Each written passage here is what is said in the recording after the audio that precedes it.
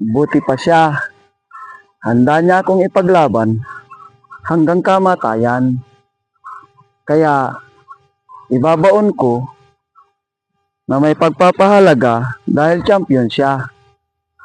Ang jowa mo, iniwan ka na wala pa sa kalagitnaan ng laban at walang dahilan.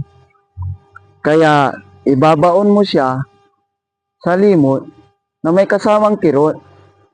Minsan pa nga, nasasabihan mo na salot. Kaya sa susunod na pagpili, doble ingat palagi. Ako nga, manok pa lang binibigyan ng halaga. Ikaw pa kaya? Maraming salamat. Ingat lagi. Lagitik ang manok.